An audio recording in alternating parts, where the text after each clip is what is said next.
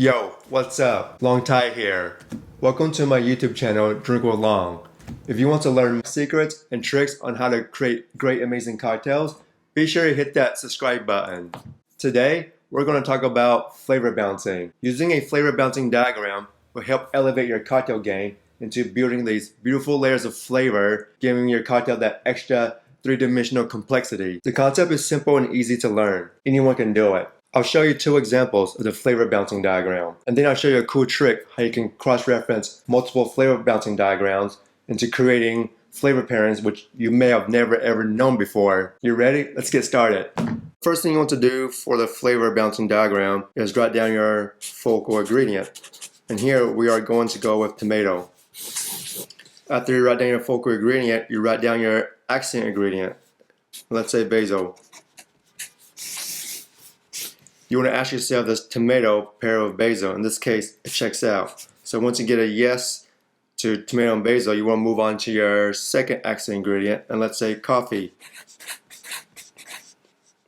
For every new accent ingredient you write down, you want to make sure it checks out with all the other ingredients or flavors you have as a good pairing. So you want to ask yourself, does tomato pair well with coffee? Coffee and tomato do go well together because you see chili recipes calling for stout beer, and stout beer has a coffee and chocolate flavor aroma profile. So the next thing you want to do is ask yourself about basil and coffee. In my personal experience, I haven't seen basil and coffee. I'm going to say no. So let's say if coffee matches with 4 other ingredients you have on here, but it doesn't pair well with the 5th ingredient you have. If that's the case, you have to throw it away because it only takes one bad pairing to cause a weak link in your cocktail. Let's move on to our next ingredient, accent ingredient. We're going to go with pine nuts, just for this example. So once again, you want to make sure pine nuts matches with all other ingredients you have on your page. So does tomato and pine nuts work well together? How about pine nuts and basil? So once you do that, everything checks out, you want to go on to your next accent ingredient, and we're going to go with olive oil. Quick note here, I know olive oil sounds a bit crazy, but there's a technique out there called fat washing where you can infuse oils and fats such as bacon fat or duck fat into spirits. I'll be sure to put a link up to the video for the fat washing when it's ready. So the moral of the story is, no matter how crazy the ingredient is, be sure to write it down because there might be a way for you to get that flavor into your cocktail. You want to make sure olive oil pairs with all other ingredients on your list. Tomato and olive oil, does it check out? How about olive oil and pine nuts? Definitely checks out there. How about olive oil and basil? Definitely checks out there also. Here's another flavor balancing diagram example with tomato as the main focal ingredient. The flavors are based on a Vietnamese soup dish.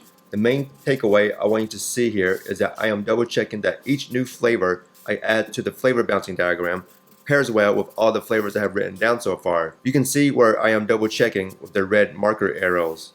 The flavor balancing diagram is much easier to use if you already know which flavors pair with one another based on your own personal food experience. But what happens if you aren't sure if a pairing will pair with a certain flavor or ingredient you want to use? The first thing you can do is look into food pairing books. Even if you use these type of books, I still highly recommend utilizing the flavor balancing diagram to ensure all your flavors have strong compatible pairings. I'll put up a video and a link to my favorite food pairing books when it's ready for you to check out. These books have helped me out tremendously when I feel stuck. The second thing you can do when you're questioning whether a pairing will work or not is to look up the 2 ingredients or flavors you're wondering about online. For instance, if you're wondering about grapes and almonds, look up grape almond recipes and see what you can find online. Chances are, if you find a lot of stuff online or a lot of information, then the pairing is going to work out for you. The third thing you can do is use what you do know from all the flavor balancing diagrams you've ever created and cross-reference them to find new pairings which you may have never thought about before. And I'll show you how with an actual example where I created a cocktail for Star Chef's watermelon competition by cross-referencing the first 2 flavor balancing diagrams I just showed you. Since I'm doing a cocktail for a watermelon competition, the main focal ingredient is going to be watermelon. And I'm going to write tomato small up here, and I'll explain why. If you look at my first diagram, I had tomato and basil as a pairing. And I know there's an Italian salad with watermelon and basil and burrata. Because of that, I know you can substitute watermelon for tomato And by cross-referencing tomato and watermelon, you might find pairings that you may have never thought about before. So my next accent ingredient, I'm going to write down basil. And I'm going to say Thai basil here. I want my cocktail to have somewhat of a Southeast Asian influence. Knowing that they go well together, tomato, basil, and watermelon basil, I can say this checks out. My next accent ingredient is going to be bird-eye chili pepper. I love eating watermelon and bird-eye chili pepper with salt, so I know that works for sure. Thai basil and bird-eye chili peppers, I know you see that a lot in Thai food, so that definitely works also. My next ingredient is going to be tamarind.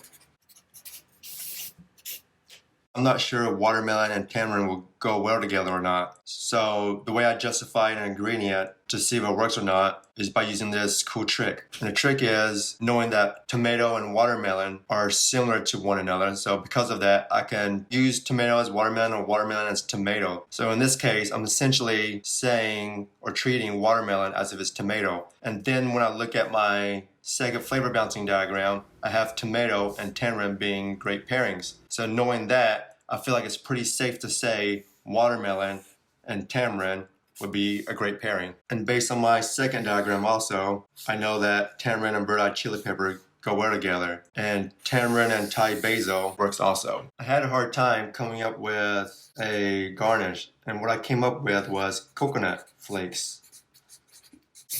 And I'm going to write pineapple here. I know pineapple and coconut flakes go well with one another as a pairing. And based on my second flavor balancing diagram, I know that pineapple and tomato here also go well with one another. And knowing that coconut and pineapple pair well with one another, they also have similar chemical compounds which make them a great match together. Knowing that coconut flakes and watermelon could go well together, since I know pineapple and tomato go well together. By cross-referencing my second flavor balancing diagram, I'm able to deduce that coconut flakes and watermelon will go well together. From my own personal experience, I know coconut flakes and tamarind will go well together. Also, coconut Thai basil and coconut and bird's eye chili pepper. This is how I bounce flavors around by cross-referencing my first and second flavor balancing diagram to create my watermelon cocktail.